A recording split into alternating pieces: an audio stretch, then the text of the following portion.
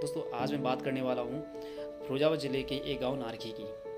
लगभग सभी सुख सुविधाओं से समृद्ध इस गांव की समृद्धि का क्या कारण है, उन कारणों के बारे में हम बात करेंगे कि क्या कौन सी वो वजह हैं जिसकी वजह से आज ये गांव इतना समृद्ध है। चलिए देर ना करते हुए वीडियो की शुरुआत करते हैं। आज लगभग सभी सुख सुविधाएं, चाहे फिर वो ब्लॉक हो, मंदिर हो, थाना हो, बैंक हो, नारखी गाँव में सब मौजूद है। और आज शायद ही इस गाँव के अंदर ऐसा कोई आदमी होगा जिसके पास काम ना हो या जिसके पास रोजगार ना हो। आज इस गांव के लगभग हर आदमी के पास काम है और आमदनी का कोई ना कोई सोर्स जरूर है। आज से लगभग अगर मैं 20-25 साल पहले की बात करता हूं तो इस गांव के लोग भी और गांव की तरह ही अपनी पारंपरिक फसलें जैसे बाजरा हो गया, गेहूं हो गया, सरसों हो गया और धान आदि उगाकर अपना जीवन यापन कर रहे थे। और व्यापारिक फसलों के नाम पर इनके पास कुछ दालें या कुछ मौसमी सब्जियां ही थी।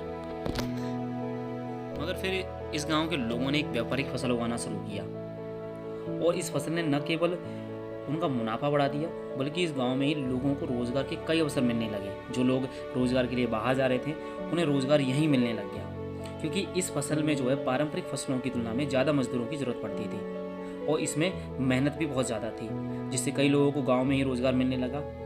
और ये फसल थी मिर्च, अचारी मिर्च और शिमला मिर्च।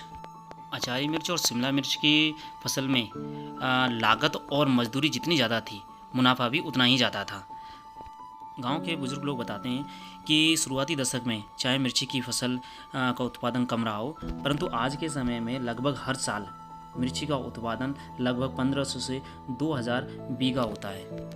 पहले गांव के लोगों को अपनी मिर्ची की फसल बेचने के लिए दिल्ली, कानपुर, जबलपुर, जयपुर जैसी मंडियों में जाना पड़ता था, परंतु गांव के कुछ लोगों जिन्होंने गांव में छोटे लेवल से मिर्च का व्यापार चालू किया और किसानों के हित को ध्यान में रखते हुए उन्होंने बड़ी बड़ी मंडियों के व्यापारियों को यहाँ गांव में आकर के मिर्ची खरीदने के लिए आमंत्रित किया, जिससे जयपुर, जबलपुर जैसी मंडियों के व्यापारी यहाँ आने लगे और यहाँ किसानों से डायरेक्ट मिर्ची खरीदने लगे। और आज यहाँ लगभग हर मंडी का जो आड़तिया है या व्यापारी है वो यहाँ हर साल आता है और मिर्ची डायरेक्ट किसानों से ख़रीदते हैं, जिससे किसानों को जो है अपनी फसल का सही सही दाम मिल जाता है। और उन्हें यहाँ तक लाने में कुछ गांव के कुछ व्यापारी हैं जिनका विशेष श्रेय जाता है, और जिसमें कुछ नाम हैं जैसे कि संतोष पाल सिंह मलौरा वाले, मंटू सिंह मेडिकल वाले, भोले तिवारी, संतोष तिवारी, ये कुछ नाम हैं जो बाहर के व्यापारियों को यहाँ तक लेकर आए और किसानों को उनका उचित दाम दिलवाया। जो उनकी मिर्च है उसके सही सही दाम दिलवाने में उनकी हेल्प की।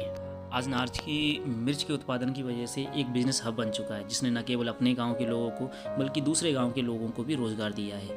इसका थोड़ा बहुत श्रेय या कहूँ कि बहुत श्रेय जो है यहाँ के मिर्च की दवाई के विक्रेताओं को भी जाता है, जो किसानों को सही टाइम पर सही दवा दे करके उनकी फसलों को अच्छी पैदावार में मदद करते हैं। जिसमें सबसे पुराने लोगों में आते हैं राजू सिंह, भोले मास्टर, दिग्विजय सिंह, नवनीत सिंह आदि बहुत से विक्रेता हैं। इनके अलावा और भी हैं जो किसानों को सही दवा देते हैं और उनकी फसल को बढ़ाने में उनकी मदद करते हैं। दोस्तों, नारखी के बारे में ये जानकारी आपको कैसी लगी प्लीज़ कमेंट करके बताएं, और नारखी के बारे में अगर आप कुछ और भी जानना चाहते हैं तो प्लीज़ कमेंट करके बताएं, मैं वीडियो जरूर बनाऊँगा।